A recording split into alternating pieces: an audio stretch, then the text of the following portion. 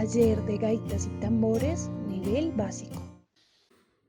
Hola, un saludo, bienvenidos una vez más a este encuentro de músicas del Caribe, encuentro de gaitas y tambores, de pitos y tambores, donde vamos a continuar con nuestro tema. Nosotros veníamos hablando y trabajando sobre el ritmo de gaita. Como lo había mencionado antes, es uno de los ritmos más antiguos de la familia de la música del Caribe. Cabe resaltar que digamos que en este género de gaita eh, no hay muchas canciones que sean cantadas, las mayorías son instrumentales.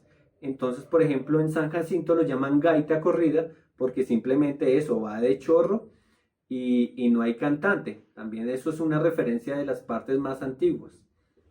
Históricamente se está hablando de que, digamos, a través de Toño Fernández de los Gaiteros de San Jacinto fueron los primeros que empezaron como a crear letras e incorporarlas a este ritmo. Entonces, de este ritmo, eh, y digamos que con herencia del bullerengue sale el porro de gaita, que es un ritmo que vamos a ver más adelante, donde sí hay mucha parte cantada, o sea, principalmente la melodía está liderada tanto por la gaita como por una voz. Bueno, vamos a hablar específicamente sobre la ejecución de este instrumento, de cómo debemos tomarlo. Para aquellos que tienen gaita pueden empezar como a estudiarlo, y para los que no, la idea es que ustedes vayan preparando como un material el cual nos pueda, digamos que, ayudar a simular tener como una gaita, hacer como un ejercicio, así como los pianistas que pueden dibujar un piano, las teclas blancas y las teclas negras para hacer sus ejercicios de digitación. Nosotros vamos a hacer lo mismo con la gaita. Probablemente en un futuro ese mismo ejercicio, ese mismo tubo que vamos a listar, nos pueda servir para construir su propia gaita. Este instrumento, hacerlo sonar no es difícil, o sea, hacerlo sonar solo se necesita aire. Pero digamos si tiene como unas cualidades, a diferencia de otros instrumentos de viento, digamos por ejemplo el clarinete o el saxofón, esos instrumentos de caña, donde se necesita mucho, digamos como fortalecer una parte muscular acá en los labios, porque casi todo el sonido depende de la embocadura. Este instrumento necesita de dos, o sea, la embocadura y principalmente tener una buena capacidad pulmonar, o sea, que es un instrumento que pide aire venteado, tremendo. Digamos, instrumentos como el clarinete uno puede escoger, han llegado a ser boquillas o el diseño de como de cañas o abrazaderas para que con un mínimo esfuerzo tengamos una buena cantidad de volumen. En este instrumento, entre más duro quiere que suene la gaita, pues más hay que soplar. Entonces, y entre más sople, mayor fuerza hay que tener en los labios. Entonces, hay que tener en cuenta eso, que para este instrumento sí se necesitan así desarrollar una buena capacidad pulmonar. Recordemos que este es un instrumento como de las ruedas, o sea, está al aire libre y está compitiendo contra estos señores, contra los tambores, y ya sabemos que un tambor suena duro. Y como la idea de la percusión es acompañar a la melodía, pues la melodía tiene que estar siempre un poco por encima de sus acompañantes. Entonces, si la gaita suena pasito, el percusionista tiene que tener como el instinto de no taparla. Entonces, también la percusión está así como subordinada al volumen de la gaita. Y hablando de subordinados, pues sabemos que esta gaita no viene solita. Viene con su compañero, que en este caso vienen en parejas. En algunas culturas existen, como lo hemos dicho en una clase anterior, están las gaitas cortas, que son las macho hembría, o sea, no es ni macho ni hembra, sino es la única que está en su formato. Entonces, aquí la diferencia principal entre la una y la otra, juntas son iguales de grandes, todas las características son iguales, a excepción de esta parte. La gaita hembra tiene uno, 2, 3, 4 y 5 agujeros, mientras que el macho solo tiene 2. Entonces aquí vemos la gaita macho por acá. Tiene 1 y 2 agujeros. Y esto es porque la gaita hembra, digamos, esta música es muy matriarcal, también como lo habíamos dicho antes, donde la parte femenina es la que va liderando toda esta parte, desde el baile hasta la música. El tambor alegre es el tambor hembra, tiene más protagonismo que el tambor macho que simplemente está acompañando, al igual que en el baile, que la mujer se ve así como una flor y se va mostrando, mientras el hombre está por debajito tratándola de conquistar. Eso mismo puede pasar aquí con lo de las gaitas. Muchos lo relacionan, digamos, como que es como el bajo y la guitarra, que digamos que la guitarra tiene un protagonismo por llevar la melodía principal y el bajo como acompañante. Pero aquí es algo similar, pero no es igual. Simplemente el macho va a buscar las notas principales de la melodía de la hembra para duplicarlas, como llevarle la razón. Como cuando en una conversación uno repite lo mismo que la otra persona para decirle, sí, usted tiene la razón. Entonces, en este caso, el macho le está siempre dando la razón a la hembra de simplemente duplicar las mismas notas en base a un patrón rítmico muy característico que también puede cambiar de zona a zona. Entonces, para entrar en materia, vamos a ver cómo es la forma ideal para agarrar la gaita. Como es un instrumento tan largo y como vemos que los huecos son tan separados, si vamos a utilizar así como si fuera una flauta normal, digamos que estamos acostumbrados como digamos, la flauta dulce, no podemos utilizar un dedo por cada hueco porque si no tendríamos que tener manos así súper elásticas. Entonces el truco está en abrazar la gaita. Abrazar es que me refiero a que tenemos que abrazarla para poder tapar los agujeros. Bueno, y aquí voy a llegar a otro punto. En la gaita hembra no se interpreta el quinto hueco, o sea, tenemos aquí el 1, 2, 3, 4 y tenemos el quinto hueco, lo vamos a llamar así por todo esto del sistema numérico que también lo voy a explicar más adelante, que es la forma tradicional en que se enseñan las melodías.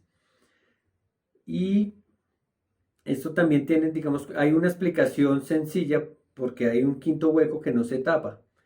En las ruedas de cumbia tradicional digamos, se tapa el primer hueco con un tapón de cera, con lo mismo que se hace a la cabeza, se tapa y entonces el gaitero puede interpretar melodías con un tono más abajo.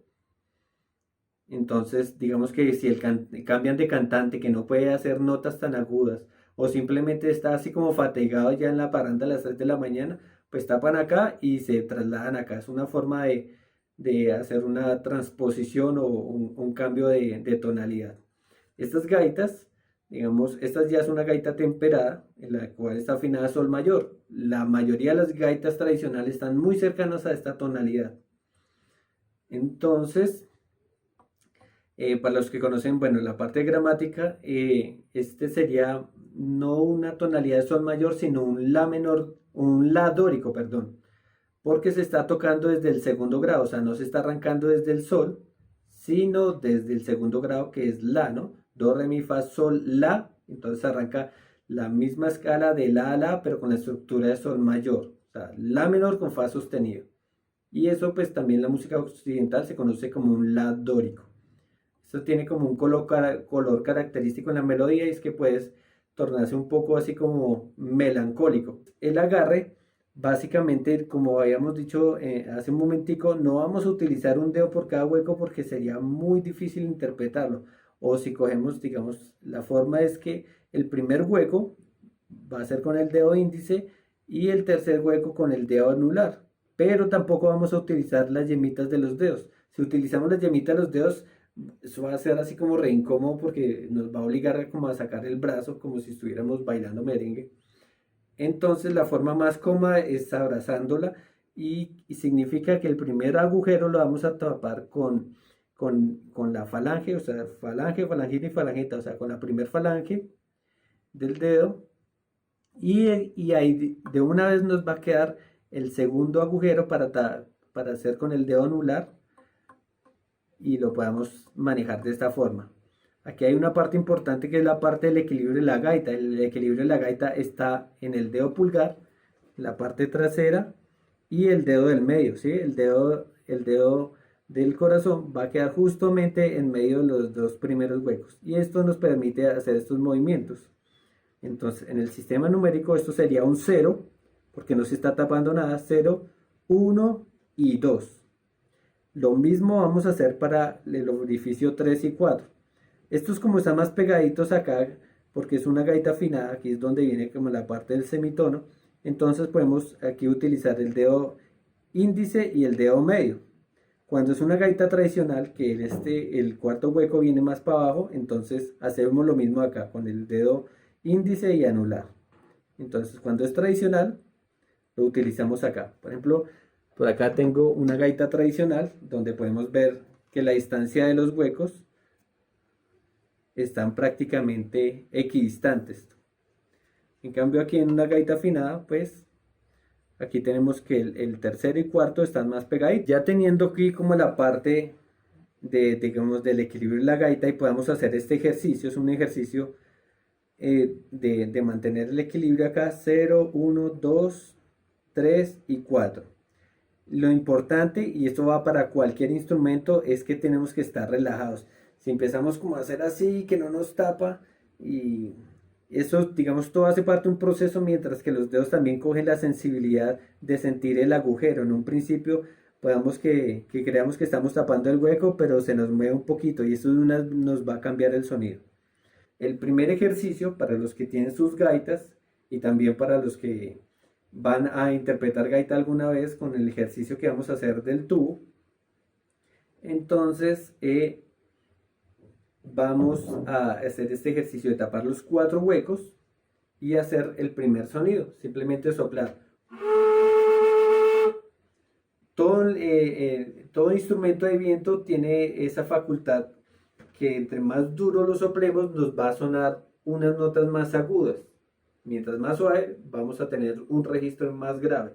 Estos se conocen como los armónicos. Básicamente la gaita tiene como 5 niveles de sonido. Entonces está el primerito, que es soplar muy suavecito.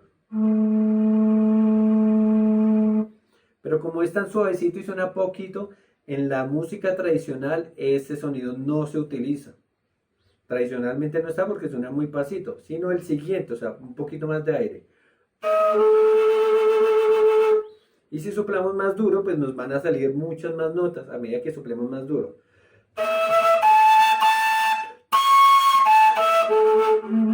Entonces nuestro ejercicio es empezar a sacar los 3 niveles básicos por cada orificio.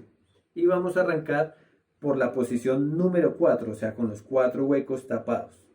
Y después de que nos salga ese sonido, vamos a hacer la posición 3, que sería este. Básicamente tenemos 3 huecos tapados, 2 huecos tapados, un hueco tapado. Para llegar al 0, hacemos la parte del equilibrio de la gaita, que es utilizar el pulgar y el medio para dejar la gaita libre. Este sería el 0.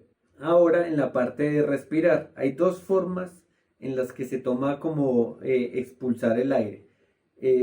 Está la forma del tu, que es como decir tu cuando estemos soplando, y decir cu. Entonces el tu se controla más con la lengua y el cu más es aquí con la parte del vientre. Inicialmente yo les recomiendo, para los que están arrancando a tocar gaita, que utilicen tu, porque esto nos permite más control del sonido. Inicialmente vamos a hacer solo tu. Y vamos a sacar los 3 niveles por cada agujero. Entonces la posición 4. Posición 3. Posición 2. Posición 1. Y para el 0, para el más agudo, nos vamos a apoyar solo tapando el segundo, pero dejando el primero libre.